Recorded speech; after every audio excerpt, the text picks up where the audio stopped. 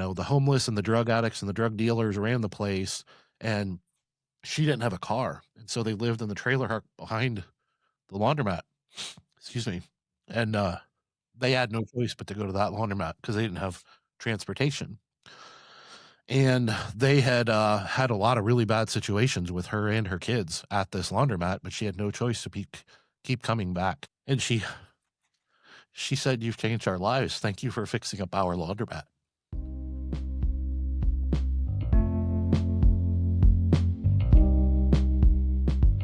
All right, welcome to Laundromat Ownership. We've got very special guests on the show today. We've got Dave, the Laundromat Millionaire Menz, and we have Carla Menz with us as well here. And we're really looking forward to talking today. And we've got some really fun stuff to cover. But before we get started, can you guys give us a quick introduction of both the Laundromat Queen City and then the coaching and the Laundromat Millionaire brand as well? Yeah, I think the quickest version to give you, first of all, before I do that, Ian, I just want to say congratulations on the new podcast. You've Oh, been thanks. you've clearly been putting a lot of work in. We know how much all these little nuances and details take, and some of it's just figuring them out as you get started. So good for you. You've clearly been hard at work, and we've watched a few of your episodes. Great job. So first of all, congratulations to you guys for that. Yeah, Queen City Laundry, the quick version there is we started back in 2010. I had this crazy idea that I wanted to leave my job at this local phone company. And I had a wife who was drug along for the process, for lack of a better term. I always say she was very supportive, but she really didn't have a choice, which is kind of true. Over the years, we fast forward to 16 years later, and we own a chain of 4 laundromats here in Cincinnati, Ohio. Our first store we bought was unattended, open 24 hours. The local homeless guy was the supposed attendant and security of the place the day we bought it. It was losing money. That was not a secret. Like, the owner was very transparent with us. We paid $85,000 for a bunch of janky equipment and a bunch of bulkheads, basically. And never dreamed in a million years that it would turn into what it has today. But here we are 16 years later, and me and Carla both do this full time. About 7 or 8 years ago, so about 8 or 9 years into our journey, we were able to slowly but surely build a team. And I was able to, for the most part, step away from the business. And I only spend about 2 hours a week in the business nowadays because we have a team of almost 50 people that run operations team and everything, that run everything. So I have a weekly leadership meeting with them, and that's about all I'm involved in the process, other than the vision area of, when we acquire another store, new products and services and things like that. Carla does all the accounting on that end of things, and we're quickly approaching $3 million annual revenue for the business. So we started out with $100,000 the first year and did 2.3 million last year. So we're hoping we're well on our way to 3 million out of those chain of 4 stores. It's The last incredible. the last thing we'll share with you, That's crazy. in 2015, we had acquired 4 stores, borrowed a lot of money because we didn't have a Mhm. lot of money when we got started. So we had borrowed it all, paid a little bit back, borrowed a little bit more, and decided, scaling this capital intensive laundromat thing is kind of pricey and expensive. And there's a lot of risk with borrowing a bunch of money and stuff. And we thought, we have these 4 nice stores with all new equipment in them. They do well. They're profitable. They're nice little businesses. But what if we focused on uh, pivoting away from acquiring more stores, at least temporarily was the thought, and focus on how can we grow the revenue within the stores that we have. And that led us down a path of wash, dry, fold, pickup and delivery, which completely and totally changed our lives forever and ever. Amen. So those businesses back in 2015 probably did in the ballpark of 700,000 a year in gross revenue at probably 20-25% margins. And as I mentioned today, we're running a chain of laundromats with a fleet of pickup and delivery drivers and things like that. And we're now doing about 2.3 million at almost 40% margins. So we're pretty excited about what the future looks like on that side of things. I'll let Carla tackle the Laundromat Millionaire side of things, which is a whole different business. Yes. So as That was a good intro, though. That's incredible. I mean, you guys have really done well. Thank Thank you. you. Thank you. It's been a journey. It has. So on the Laundromat Millionaire side, I guess it really started with Dave's book, and that's kind of where the name came from as well. He wanted a catchy title that would get people interested, but he does have a book called Laundromat Millionaire, and it's basically telling his story of going from poverty in Flint, Michigan, through the whole laundromat journey to discovering we were actually millionaires. But that was kind of the start of it. And as our laundromats grew and we had to work less and less in the businesses, we found we had time to help others more and more. It started with just, Dave coaching people on the phone for free. And then that was growing into almost a full-time business. And he's like, I can't spend all my time doing this. And he started charging. And then he came to me one day and he's like, what do you think about a podcast? And I'm like, okay, do a podcast. He's like, no, you with me? I'm like, well, I guess I can do one with you. She's like, are you crazy? So anyway, the whole Laundromat Millionaire platform started as just that. But now we have a platform of, let's see, we've put on a conference. We do workshops 3 times a year in Cincinnati where we teach other people how to launch, scale, and optimize wash, dry, fold, and delivery out of their laundromats, just like we have done. And our whole team's there training them how to do it in their own businesses. We have various resources on our website. So there's a beginner's course for people wanting to purchase their first laundromat. There's Dave AI coaching. There's his in-person coaching. There's all kinds of free business downloads. There's social media images you can download. It's all laundromat specific. So just a ton of resources. There's an events calendar for all the laundromat events in the industry. We really are just trying to give other people in the laundromat industry what we didn't have when we were starting out, which was somewhere to go for resources to help you. And so we're just trying to be that place, no matter where you're at in your journey, where you can come to our site and find valuable resources to help you. The thing I'll add to that is like the heart behind it, right?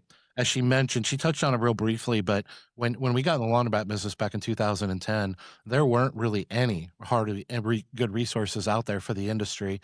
The CLA existed, but they didn't even really produce content and stuff back then. I mean, they had a workshop every couple or a conference every few years, and that was about it. And that's something I really struggled with, right? I've always been tenaciously hungry for knowledge and inquisitive and curious, and it's just my personality. So when I took on this business and had my first business, I wanted to dive in and just learn all there was to learn about the industry. And what I learned is like, good luck, you're on your own. And so are everybody else, right? And Yes. so that frustrated me, but I just said, okay, well, if I got to do this on my own, I will. We'll learn through the school of hard knocks. I networked as best I could, but there weren't the Facebook groups and things like that out there that there are today. And so networking looked like maybe going to the clean show, meeting a few laundromat owners, exchanging numbers, and then saying, hey, can I fly out to Texas to see your laundromat and spend the day with you and I'll buy you lunch? And they were like, sure, why not? And so I would just jump on a plane and fly out there and fly home that day just to be able to learn from somebody. So as she mentioned, the whole purpose of the platform is at the end of the day, I look back on our journey and I say, business shouldn't be easy, right? Let's not sell anything that's not true, but it also shouldn't be that hard. Like it was insanely hard, stressful for us to accomplish the things that we did. And that's why we get up every day. As she mentioned, we have the time now and the knowledge and the experience to create these resources. And it's very simple. We don't want it to be as hard for you as it was for us. And we think we're all better together. So we think collaboration and friendships and genuine, obviously not everybody's going to share every ounce of their business. Some people are going to keep some things back, and that's totally fine. But the truth is we believe we need to get away from this like closed, fixed mindset of like, oh, I have these secret ideas that nobody else has, and I'm not going to share them with anybody. And not only that, I'm not even going to talk to other owners because I might accidentally slip and tell them something. We see something very different. We've tried to create this platform that encourages collaboration and sharing, and the idea that us laundromat owners are all better together than we are individually.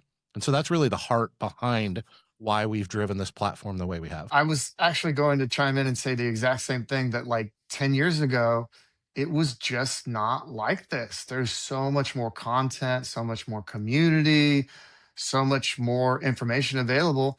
And then what you said about people coming out to the laundromat, that's exactly what happened. You had the Planet Laundry magazine and you had the events. And other than that, you just flew out to go see the laundromat. And Yeah. so things really have changed. And the technology is just crazy. I mean, we went from having no technology in the laundromat industry to there's quite a few tech companies now that's all we do is just provide Mhm. infrastructure for laundromat owners. One of the things that you mentioned, and I think that has always been kind of central to your story, was that it's not like you came from this wealthy family of business owners and it's just one of many family businesses that your very wealthy family has, and just not at all the case for you. And I was thinking about this the other day, like these little things that it's like I don't think about my childhood and think, wow, we grew up poor. You know what I mean? You just think we grew up normal and then the rich kids were rich. But I was thinking like we weren't allowed to order Happy Meals because it was like that dollar extra for the toy inside, that you get. And so we would just order like if we got McDonald's, it would be like a special treat. We'd get hamburgers and then we'd use like a bag of Lay's potato chips and a 2 liter of soda. And that was and so it's like, when you think of it that way, I guess we were pretty poor growing up. And it's so different than the lifestyle we lead now. And I just wanted to hear a little bit more from you, Dave, about that, because I know, you've had a kind of a similar experience where you've gone from kind of starting at the bottom, and not that we're anywhere near the top, but we're living different lifestyles than what we grew up living. Yeah. Yeah, I grew up in a very, you know, poverty-stricken family as a young child. My Yeah. parents were married, and had my older brother, their entire senior year of high school. So they were pregnant their junior years, had him their senior year, and both completed their senior years with a baby. Like, not pregnant, but actually had the baby. Oh Um, my I goodness. yeah, so when I was very young, we were very poor, and the only reason we weren't on the streets is my grandparents, took my parents in, and they lived in the basement of my grandparents' house. My grandfather was a GM factory worker, and so back then, he made a pretty nice middle class living, for them, and that was the only reason that we weren't literally on the streets is because of my grandparents. Now my dad is a very smart man, and he took a very unique path of going into the military, getting he scored very high on the ASVAB test. He got some technical training back before technical even existed. He worked on one of the first mainframe computers that ever existed in the world in the Air Force, and so he was an IT person before the world knew what IT people were. And he was able to carve a path for himself as a computer programmer and eventually an IT analyst and things like that, and make a nice life for himself. But they became middle class when I was in like finishing high school, right? Most of my childhood, we were either very poor or maybe the second half of my childhood, we were like lower middle class at best. Um, and so it was a tough journey. There was a lot of tragedy in our family. My younger sister got brain cancer and died at a young age and suffered for Oh, five wow. years. And so that makes, when you're already in the financial issues that you are, going through something like that just makes everything compounded worse. But I'm really proud of my dad and the life he created for our family. But the truth is, I wanted more, right? I wanted more. He enjoyed his job. He liked his job. He felt like he made a difference in the world. But they always struggled financially, even till the day he died. They struggled financially, and I wanted freedom. I wanted security for my family that didn't even involve around a pile of money. It revolved around a lifestyle, right? Right. And we're Christians, and so we were raised in the church, and that we're here put on earth to serve others. And so that's what we're taught at a very young age, and I still believe that to this day. And so at a young age, uh, I had to try to put together the synergy of how do I serve others and how do I create wealth? And is there a dichotomy that suggests that those are polar opposites? Right? You can't be wealthy and also help others, right? It's you have to Right. be greedy to be wealthy, and some of these things that I grew up because I never had any mentors or anything to help me or teach me. And so I grew up through this process, and the truth is that about the time that I met Carla and got married, I was starting to mature a little bit, just a little. And I started to figure a few things out in life, and I knew that someday I wanted to own my own business, and I knew that I needed a partner in life that could help me with that. And a few years later, we decided to do something about it. We put a plan in place. We lived below our means for several years and had no personal debt other than a very modest home payment, and started saving up for our first business. Didn't even know what that business would be. And the truth is that about 3 months after we bought our first laundromat, when we first bought the laundromat, I just thought to myself, this will be a nice little side business that can make some extra money for my family, assuming we can get it profitable because it wasn't even profitable when we bought it. And about 3 months in, a disheveled single mother with disheveled three children came up to me in the store one day. I'm gonna get, uh, and she said, "You've changed our lives. Thank you for fixing up our laundromat." That stuck with me, but I asked her to explain what she meant by that, and she started crying, and she started hugging me, and she told me how, which I already knew, but she told me how bad the place was and how, the homeless and the drug addicts and the drug dealers ran the place, and she didn't have a car, and so they lived in the trailer park behind the laundromat. Excuse me.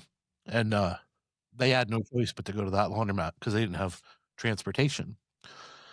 And they had, had a lot of really bad situations with her and her kids at this laundromat, but she had no choice to keep coming back. And that was not completely different than my childhood. We went to laundromats.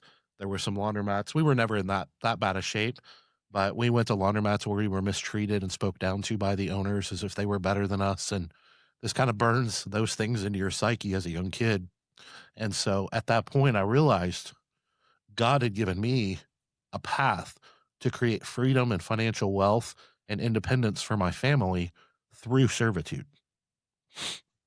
And that's the day that I fell in love with this industry, is understanding that all the things we do in Queen City Laundry and all the things that we do with Laundromat Millionaire are all around one mission, which is to help laundromat owners serve their communities better, to serve that single mom with those three kids. And the good news is that if you do that really well, you will make a huge impact on those communities that are probably underserved right now. And you will create an environment where those families can elevate themselves. And the byproduct of that is you gain wealth. Yeah. And I just thought, wow, what a life. And that's really my story. So I apologize for tearing up, but that day, No, it's incredible. this day, It really is moving. It really is incredible how if you just build something that someone wants or needs, like a good laundromat that provides a safe and secure environment, the effect that it has on people is incredible. And I know you didn't build that laundromat to help that one lady, but wow, was that the stuff that sticks with you? Is that I was able to help, transform her life. And this laundromat's in her backyard. It's part of her home almost, right? It's an extension of where do I walk to? I've only got a few places. the crazy thing about it Ian, is when I look back on it now, I mean, this was like 3 months into a journey that the store was in about the worst shape it could possibly be and still be open. I mean, it was a stereotypical zombie mat in every way Yeah. that Grill has ever described, right? And Mhm. so we didn't have a lot of money. Like we had put some sweat equity into it. I was in there every night, every weekend, doing whatever I could. We had very limited funds, so we're using those for paint and paint brushes and anything drywall. But I have to figure out how to do it myself, type of thing. And I mean, Mhm. the place was not impressive. If you looked at it today, you'd still call it a zombie mat, right? But it I was mean, clean and but it it was was clean safe, and it was safe, which is, right? I think, what was most important for her. Yeah, and so what that also taught me was that, the bar is really, really low. At least was back then. I think it still is, Mm. but I think we're making progress as an industry It's higher now. for Yeah. sure. It's higher now. Still Um, low, but it's higher. she thought I had changed her life when I had done something as simple as not let bad guys hang out there and mistreat her and her kids, keep the store clean. The machines actually worked. Very basic foundational stuff that frankly nobody should be bragging about in their business. Like, Mhm. congratulations, your store isn't a dump. I mean, we shouldn't Right. be bragging about that, right? And so I Mhm. look back on that now and I think of how far the industry has come and how far we're continuing to go, and the impact doesn't stop. Right? We're still That's right. making that impact. And so part of our journey of sharing Laundromat Millionaires, helping other owners, running our stores is impacting our local community, creating 50 jobs that didn't exist years ago, Mm. most of which are pretty well paying jobs. Um, but a big part of why we do what we do every day and get on stages and do podcasts and stuff like this is because I'm still not sure that a lot of laundromat owners fully understand the impact that they have on their communities. I think they're making the impact. I'm just not sure they fully understand it. And I want them to see it really clearly. I want it to touch their heart because when it did mine, it took me to another level. I mean, I'm more ambitious today than I was 15 years ago. if you had asked me that, well, 16 years ago, if you had asked me that 16 years ago, you know, Dave, someday you're going to be a multimillionaire. Do you think you'll work as hard and be as ambitious as you are today? Then no, I'd be like, well, I'll probably be lazy and like sit around and watch football all day, you know, and I do on Saturday, but every waking minute of every day, I think about laundromats, and to my wife's exhaustion. She's like, "Can we talk about something else for once?" Type of thing. My point is that's where that passion comes from, is understanding that we as an industry have made a big difference in 15 years, and that's kind of the tagline for what we do at Laundromat Millionaires, elevating the industry, right? And when we first started using that tagline, it was even on my book. A lot of people mistook that as like, "Oh, Dave thinks he's elevating the industry." And the idea was, well, I am in my own way, but we all are together, and I'm inviting everyone to hop along for the ride. Let's all do this together. That's the collaboration and the touching of hearts and things like that. So, not to get too cheesy, I probably already went too far, but that's where the impact comes from, and why I work as hard today. And Carla too. She left her career as a teacher, which she really enjoyed, and she was impacting lives, to join me. Well, she didn't do that in Queen City Laundry, right? She could see that me and my team were making that impact. But what she really fell in love with is when we started impacting other laundromat owners, because what that does, becomes very, very scalable. You know, we can't own every laundromat. We can't run every laundromat. That's not something that's possible for us to do, but what we can do is help others do that, and then they go execute. We train them and teach them and inspire them on how to execute. Well, when I started to share that vision with her through coaching, workshops, conferences, podcasts, et cetera, that's when she was like, "Oh man, I can get on the teaching others thing." Yeah, I can get behind that type of thing." So that's where it all comes from. Yeah, let's get into that then. Like, Carla, I mean, I can see why you wanted to help. I want to help hearing this story. It's like, I want to elevate the industry too. We all want to help this person who had a laundromat in their backyard, and it was one of the places that them and their kids were. I mean, it's when you give it that backstory, to me, it's really inspiring, and it makes you think, yeah, why can't we just make the world a better place, one laundromat at a time? And is that the vision that when Dave realized that vision, you got excited about it? And how did you come on board with it? And how did you, what were you doing before, and what are you doing now, I guess? Yeah. So from day one, I do have an accounting background in addition to my undergrad is in accounting, and then my master's is in teaching middle school math education. So I was a teacher, a middle school math teacher for 19 years. But from the beginning, I always did all the accounting, all the bookkeeping, and I was definitely in on every decision. But I wasn't the person in the laundromat, painting and cleaning and stuff like that. I was at home with the kids or at school. So how that kind of transitioned is as things started to become more on the Laundromat Millionaire platform and the coaching side of things, I was still doing all the bookkeeping, but Dave wanted to grow the coaching side of things to another level. And he was like, I don't know that I can do this on my own. I think this is something that we could do together. With your teaching background and my knowledge of the laundromat and the industry and everything together, if we put those two things together, we could really create something great. So that's kind of where I came on board and how that has changed. So I still do all the accounting and bookkeeping, but now I do a lot of things with the website, maintaining kind of our platform. I do the podcast. I do a lot of the post-production, the editing.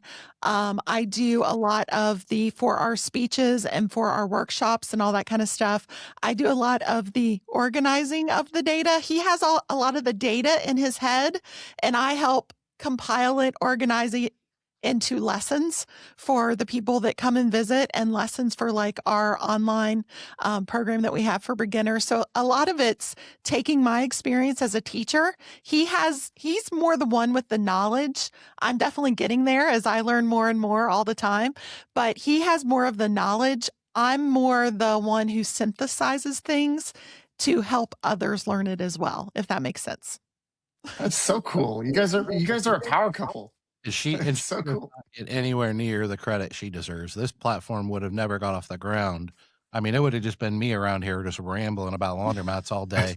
To be able to structure it in a digestible form. She talks about lessons and even podcasts and arrange them in a way that she understand. You know, she was trained on how human brains work and how they learn and how they don't. And we're all unique, but we all also kind of fit in a couple different categories, right? Sure. Visual learners and et cetera, et cetera.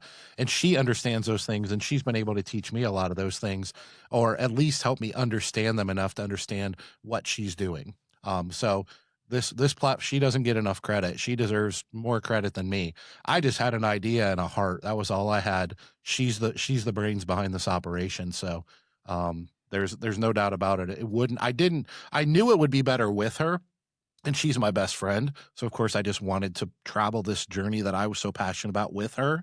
But if she had just said, "No, I want to go into teaching, I'm going to do my own thing," I would have probably went out and tried to hire someone with a similar skill set as her and said, "Help me do this." And it never would have been 10% of what it is today. There's not a doubt in my mind. Well, and there's something wonderful about having not just working together, but really a passion project together. It's something that we truly care about. If you just focus on serving others, the money and all that will come, but it's just focusing together on serving others. And both of us have a heart for that. And that's at the root of all of this. And getting to do that together has just made our relationship that much stronger. It has. That's so cool. It's such a good story, and it's so inspiring, really, to hear you guys talk about it. One of the things that I wanted to ask you today, just for some of the audience members who are maybe a little bit earlier on their journey, and a lot of times when I talk to a laundromat owner, maybe they just got the laundromat, or maybe they're even about to close on it, and they see the Dave and Carla, the Laundromat Millionaires, and they're like, "That's what I'm doing. I'm doing delivery at 4 stores. I'm going to be doing millions of dollars in revenue." And you and I know that it's a grind and it takes time, and that's not what you're going to see in year one. But can you talk a little bit about like what you would say to that first time laundromat owner that maybe is closer to where you were back then at the beginning of your story with that $80,000 investing into that little zombie mat? And how do you do step one before you get into step two, three, four, five, and six? You want to take that, or you want me to? No, you can. You do a Okay. lot of coaching.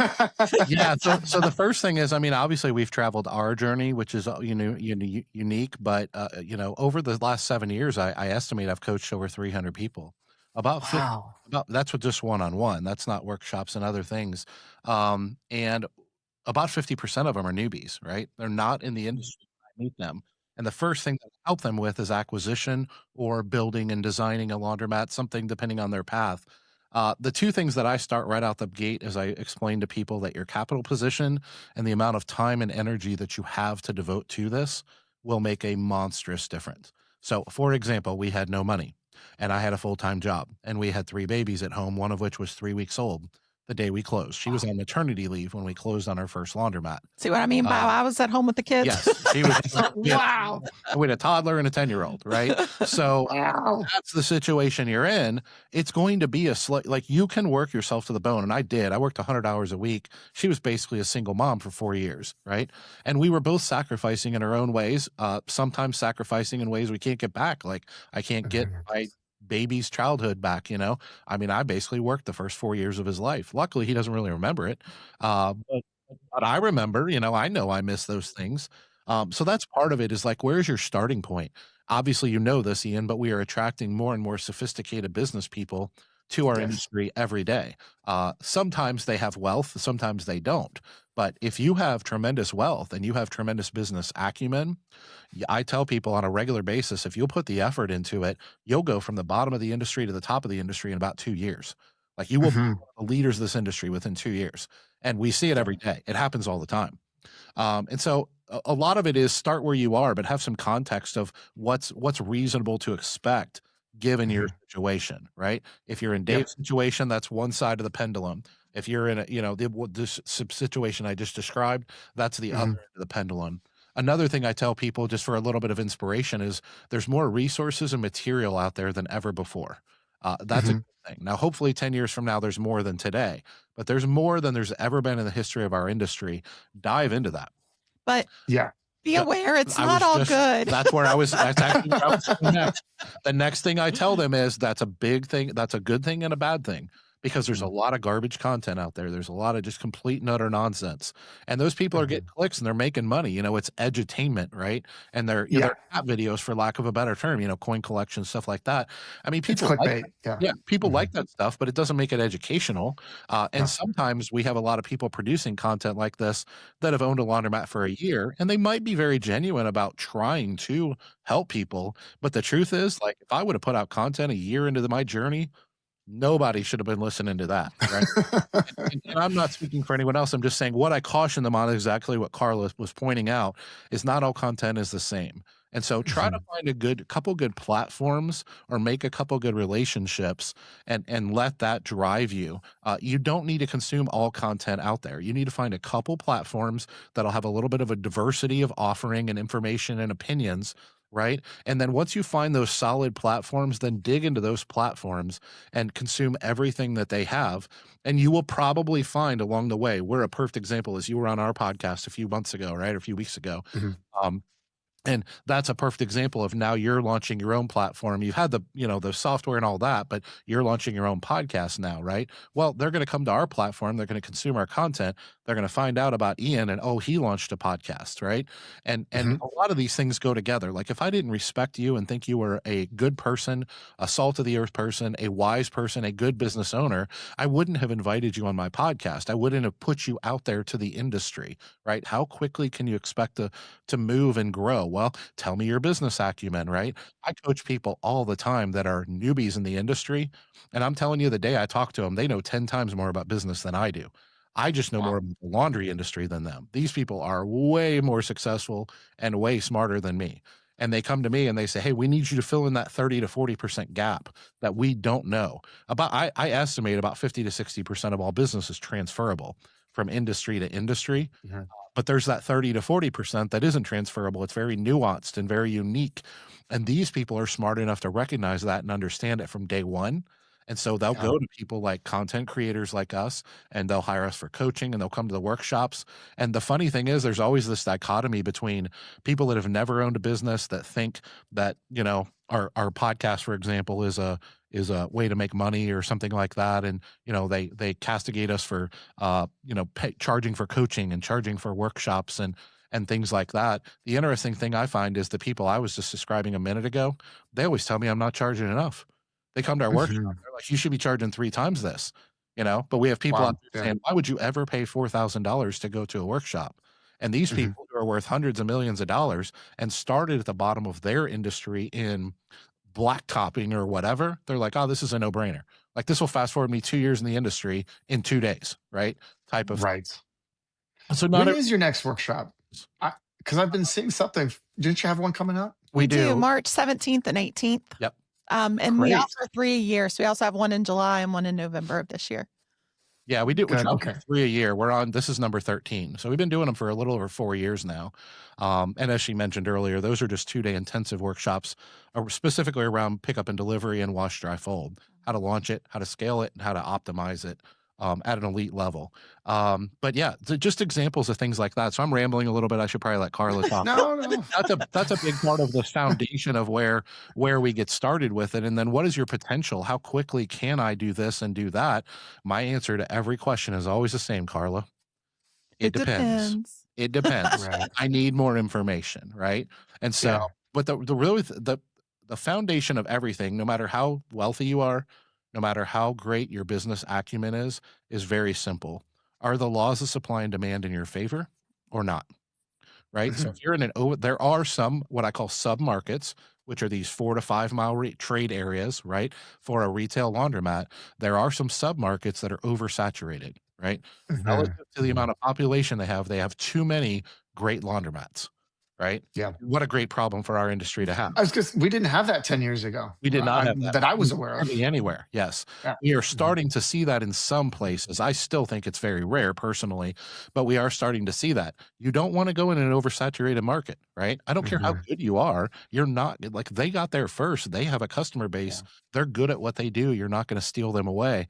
And that goes back to kinda what I was talking about earlier with, like, the heart of a servant, of wanting to serve other people and solve problems in the industry. There's not a problem there. Like what problem are you trying to solve? There's not a problem. Those laundromats are amazing, right? Go into a Mm-hmm. different submarket that could, in theory, be 10 miles away in the same city with 3 zombie mats and 100,000 people within 5 miles. You talk about an undersaturated market, you can go over there and be very, very average at what you do by running and building a laundromat, and you will freaking print money, right? Yeah. Like, that's another thing that I encourage people to do is don't outsmart the system. The laws of supply and demand are undefeated, right? And so Yeah. find a market where there's a need, solve a problem. Don't try to force yourself into a situation where there's not a problem to be solved. So Dave I said agree 100%. Go ahead, Carla. She'll probably verbalize it much better okay, than so me. I'm going to summarize. Basically, there's not a timeline because there's so many variables that factor into that timeline. If you are in an oversaturated market, your growth trajectory is going to be a lot slower. If you don't have much money or much time to spend on your laundromat, your growth is going to be a lot slower. So it just depends where you're at and what market you're in. But to get back to kind of like overall, what order should you do things in? There's no perfect order. We see people nowadays that start with pickup and delivery out of their house even. I can't say that I recommend that. I like the idea of it coming out of a facility.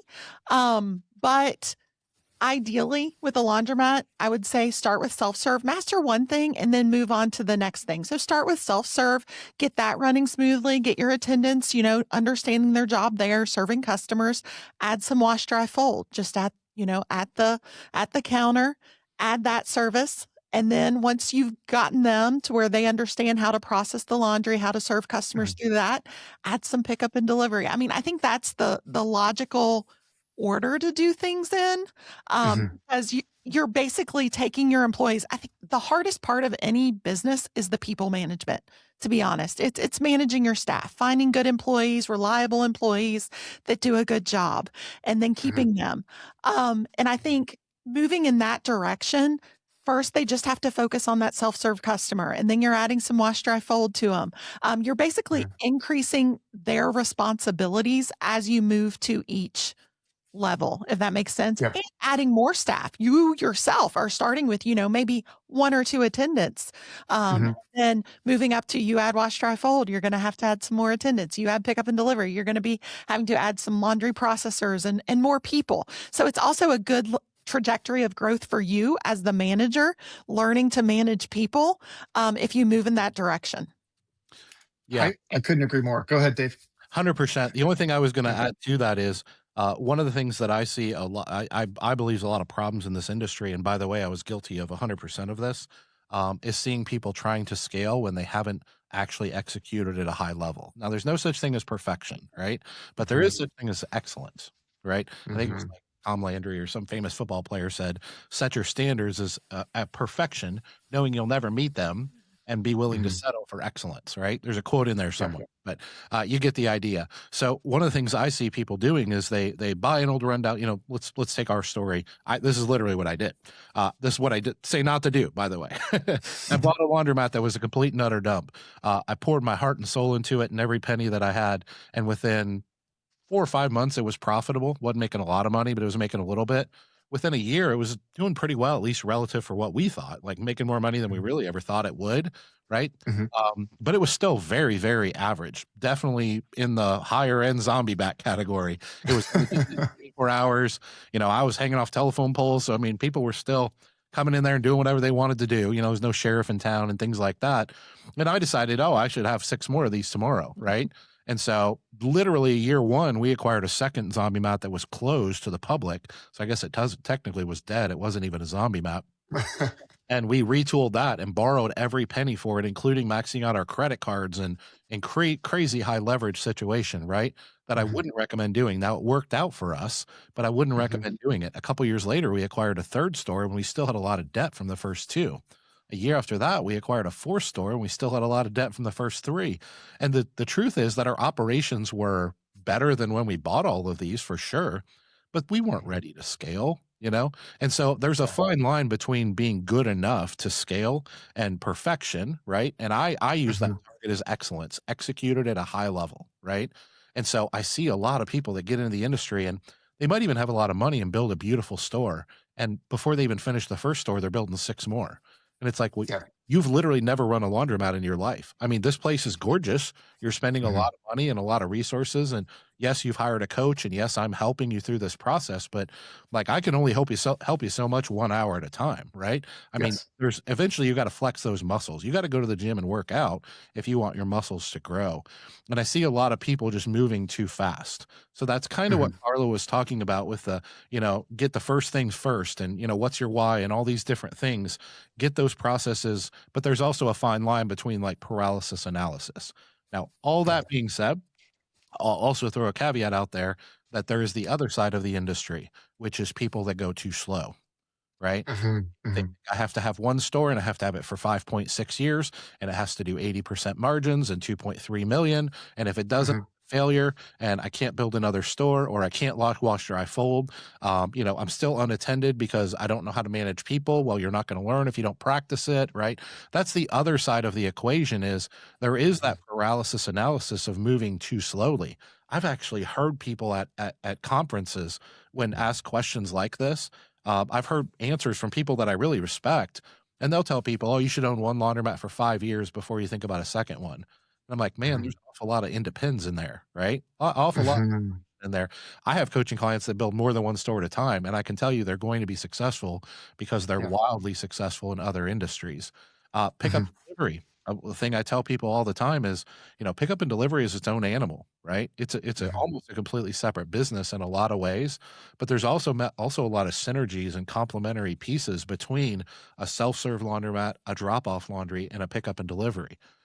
And one of the things we don't talk about a lot in this industry is launching pickup and delivery is a very slow grow. Like the odds that you're gonna be shot Mhm. out of a cannon with pickup and delivery are almost 0, right? This is not a Yeah. demographic thing. People don't know you exist and they don't trust you. And building Mhm. trust is not a fast process, right? So one of the things I encourage people to do is to start drop off or start pickup and delivery before they're ready, right? Okay. Makes people really nervous. I say, "What are you nervous about?" "Well, I'm nervous I'm gonna get 10 customers tomorrow." If you get 10 customers tomorrow on your first day of being open, Yeah. tell me how you did it because I wanna share Yeah. the whole industry, I was and gonna say that ain't happening. Yeah. because probably what you're gonna do is have 2 in the first month, right? Right. Just That's right. works. And so the sooner you Mhm. start that process, knowing that Mhm. you're not gonna be shot out of a cannon, you gotta get that snowball rolling downhill. And what I tell people is, 12, 18, 24 months in, hopefully that snowball's really, really rolling well. And with those Mhm. first, 15, 20, 30 customers a month, you can be flexing your muscles and your operational excellence and polishing things one customer at a time. Get all So, your processes and procedures yes, down, all your those there SOPs you go. and your staff all trained and get it running Yep. smoothly. Yeah. Yeah, and you can do those things simultaneously as long as you're Mhm. not biting off too much. So there's a lot of it depends in this conversation, Ian.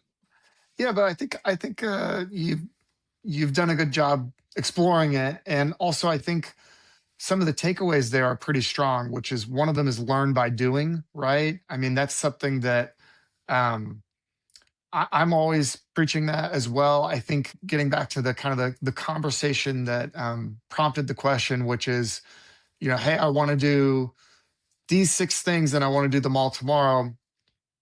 Part of what I would respond to that is, well, what's the next thing you need to do? And let's go ahead and start doing it. So if you need to launch Wash Dry Fold to even have a way to fulfill Mhm. the delivery orders, well, let's just start by hiring someone and going through the process with them. Or maybe you just start doing the Wash Dry Fold, get an SOP down.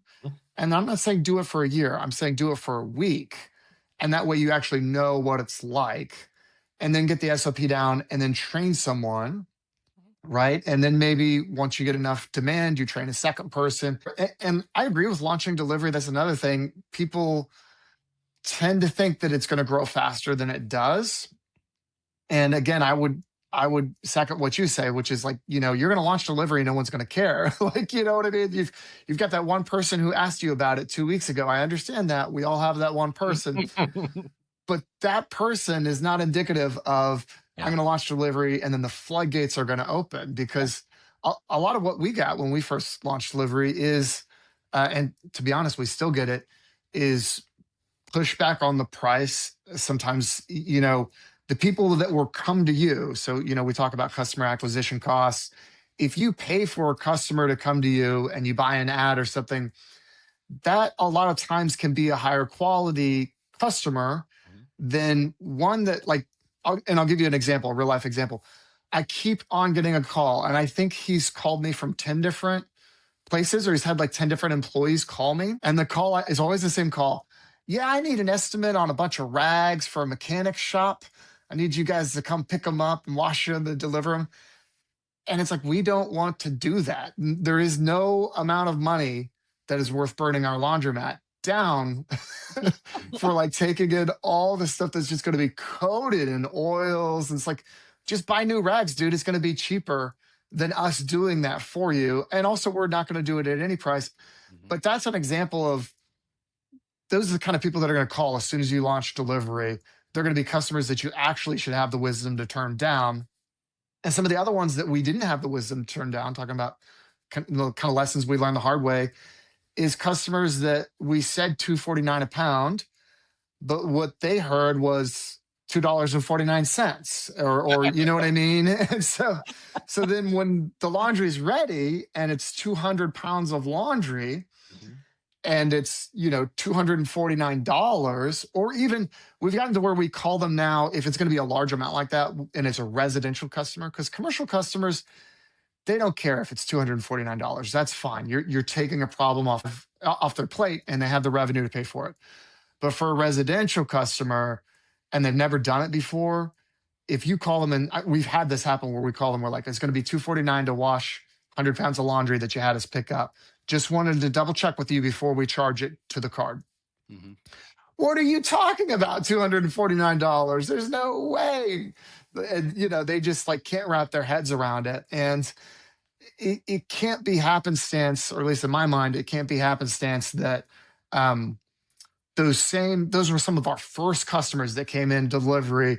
They're customers that you need to say no to, and customers that end up saying no to you once they better understand the product. And I think you have to be doing it for a while and actually marketing it before you get to that second layer of customers. And so, yeah, I think learning by doing is powerful for delivery specifically. And I agree with you that it's different with self serve and wash, dry, fold.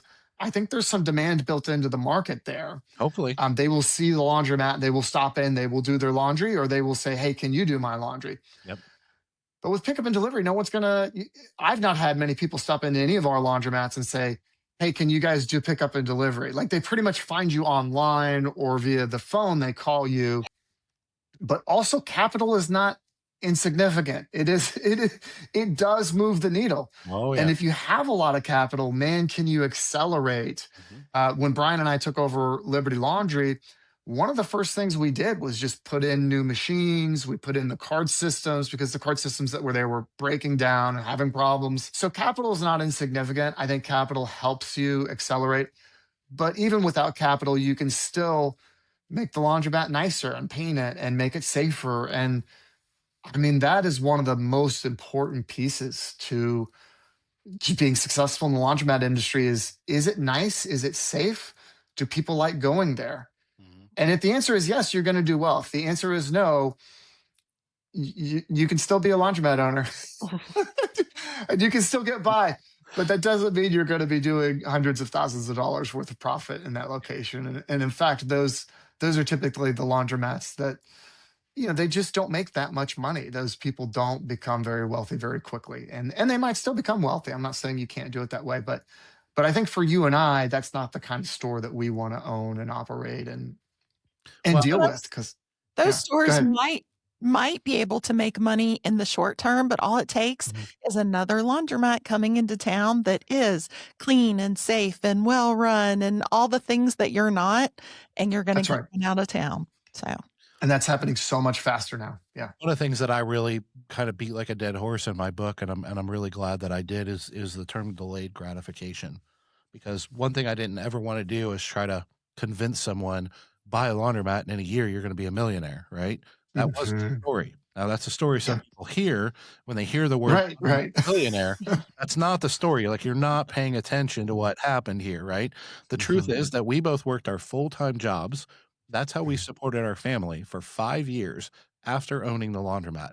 really taking almost no money out of the business for 5 years and many, many months injecting our own, like, hey, we got paid this week. We got an extra $1,000. Good. I need to go buy a toilet and some paint. Right. I mean, we did that Hmm. many, many times in the first 5 years.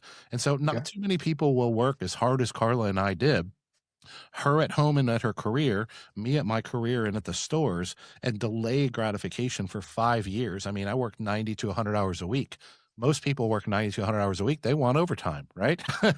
But the truth, Right. we didn't have the capital and we didn't have the business acumen, and it was a capital intensive industry. Right now, some industries aren't as capital intensive, software, marketing, right? And you can do things a little bit quicker there, cash flow wise, and things like that by reinvesting. Some businesses, you just got to get your money one quarter at a time. Hmm. You do 5 turns a day, that's good, but that's still only $50, $60 or whatever, right, for that machine. And so you're playing Yep. the long game. And I think that's something a lot of people miss with some of the content that's out there is when you get in the laundry industry, even if you're well capitalized and you have a high level of business acumen, you may not need to delay gratification, but the truth is you're still playing the long game. This is Hmm. not a buy a laundromat, flip it in 2 years and make millions of dollars business. And the people that think it is are absolutely off their rocker insane, right? This is a really great cash flowing, conservative, solid business over a 20-year period of time where you will create a lot of independent wealth for your family and financial freedom if you do things the right way. Yeah. But Yeah. depending on your starting point, it requires a lot of delayed gratification. And in most cases, it does. Even if you have a lot of capital in to inject, well, nobody's looking to light that on fire, right? Yeah. You want to deploy that capital and then you want to get a return on your investment, right? You That's didn't right. wanna Yeah. give it away. And so Mhm. even if it's your own money versus borrowing money, you still want to get a return on that investment. And I think those are some things that a lot of people miss that I don't want to leave this episode today without your viewers listening to. If you were to talk to me 10 years ago, the story would have been I have a full time job. And then I also work Uh-huh. another 20 to 30 hours a week on this laundromat software company. So if you would have talked to me during year one, of course, we didn't have the laundromats back then. It just would have sounded like, wow, this guy works a lot and he's not really making that much money. And, um, that was year one. And year two was a little better. And year three was a little better. Right. And then year four, it's like, oh, this is actually working out pretty good. And so I think that, yeah, it's really easy because that's kind of how we introduce ourselves as qualified to talk about these subjects. Mhm. But you don't start by saying like, well, I'm just a guy that worked really hard and worked multiple jobs and one of them was unpaid for a year. Yeah, and when I quit my job was when COVID hit and then all of a sudden all of our sales fell through and we were like, wait, what, why did I just quit my job? There is a journey behind all these Yeah. success stories, and it's not a journey where you win year one. It's a journey where year one is usually pretty tough. Yep. And And the good yeah, news is in yeah. these longer form podcasts, we get the opportunity, if they stick around till the end, we get the Right. opportunity to share the real authentic story. I talk to people all the time and they're like, "Oh, I know everything about you and Carla." And the first thing I ask them, "Have you ever read my book?" "No." I'm like, "But like that is literally my entire story, in 200 pages or whatever." Not that you Mhm. can't learn a lot from other aspects, but the thing I struggle with, and I'm not anti TikTok, but these TikTok videos of, reels of 1 minute and 2 minutes and 3 minutes, it's like, Yeah. yeah, I get it that that's entertaining and that's very digestible content, but Mhm. like 99.9% of the context is left out of that video. And it is Yeah. amazing how many people are making $100,000, $500,000 business decisions and investments based on this TikToker that they love that's owned a laundromat for 8 months, right? And when they say they made $200,000, they mean gross, not net, right? And it's just very, very basic stuff. And I'm not a hater of anybody. I love everybody that puts out content as long as it's real and authentic and genuine. But man, it's dangerous, and that's something I didn't expect when we started this Laundromat Millionaire thing. It's crazy. Well, in speaking of making it to the end of the podcast, there's a question that I try and ask every guest.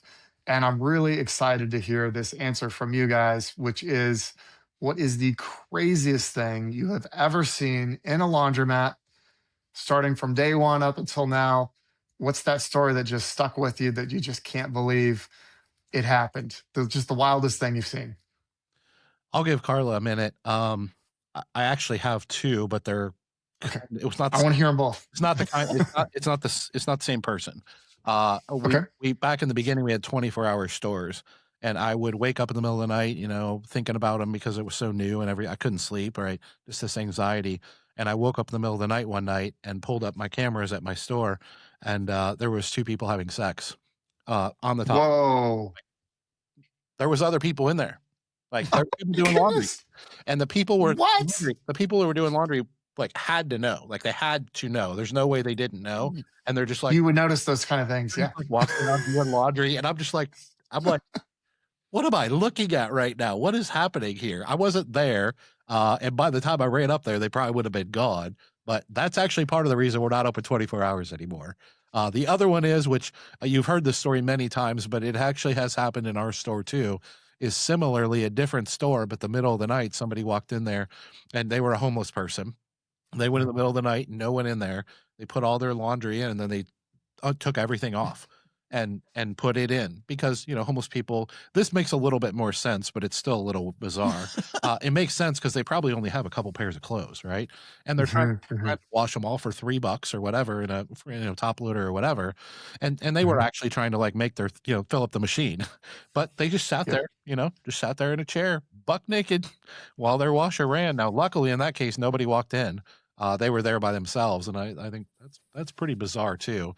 But if you break it down with a homeless person, he probably makes a little bit more sense. I don't know if Carla. That's incredible. She hasn't spent a lot of time in the operations. I don't spend a lot of time in the operations. So. It's one of the things that happened, and this was again 24-hour laundromat, is we had a guy come in. At the time, we had 2 changers. We had one that was like, embedded in the wall, not easy to get to, but we needed more capacity for change because at the time we were still all quarters in this laundromat. And so we had another changer that was like on a stand out in the store or whatever, but still a nice durable changer, right? He came in the middle of the night, fully masked, fully hooded with like a big old tool and was like sawing into this thing. Alarms going off, but he knew he could get into it faster than the police would get there and took off with all the money out of the changer. It was the craziest. Wow. Yeah. The most hilarious. That is crazy. The most hilarious part of that story is he actually grabbed, he knew what he was doing. He grabbed the hopper. Well, let me rephrase that. He kind of knew what he was doing. He cut into it, right? He cut around both locks, right? So he knew how to get into it. He opened the door. He grabbed both of the hoppers and took off running and didn't grab the bills. So I was like, he really knows how to, the alarm was going off. He really knew how to get into the machine. He knew how to not get where in the money machine. was. It's never occurred. Like, he didn't know where the money was. The whole time, which I just found absolutely hilarious. He destroyed the machine. Yeah. Funny story. Yeah. Anyway. I talk to so many laundromat owners now that they want to do wash, dry, fold. I talk to them and they're like, well, we're 24/7. And I just like inside, I just go, oh, and it's just like, I want to take this like last 3 minutes we've been talking and clip it out and just send it to them and be like, this is when we say like provide a safe and secure environment. Like, what do we really mean by that? We mean like an environment where homeless people don't come in and get naked in the store and where they're not doing drugs or they're not like having sex on the bulkhead. It's like this will actually happen in your laundromat if it is unattended. And as crazy as those stories are, that is not unique to that one unattended. This is what happens at 3 a.m. in laundromats across the country. Just don't have your doors open at 3 a.m. Have it locked, have the lights on, and like, what are you going to make $10 that night? No, like, whatever happens there is not going to be worth it. Yeah. Thinking back to my mindset when I was in the industry, I wanted to provide a service to the community, right? I kind of fell in love with that. And one of the things I wanted to do is be open 24 hours for convenience, right? And I knew I really didn't make a lot of money overnight, but I always looked at it for the lens of, but the people that need to use us overnight, that, Right. during the day or work at night and that kind of stuff, at least we're always open for them. We're always available, right? That was so like it came from a good place. It really wasn't even a money thing for us, but it came from a good place of really wanting to serve people at a high level. And then what I learned is there's certain aspects of being open 24 hours. By the way, even if you're attended, but especially if you're unattended, there's certain aspects you just can't control. Now, it took me about 3 years to accept that because I'm kind of a control freak. And, I would sit up in the middle of the night just waiting for somebody to walk in, sitting there watching my cameras and out in the parking lot in my car.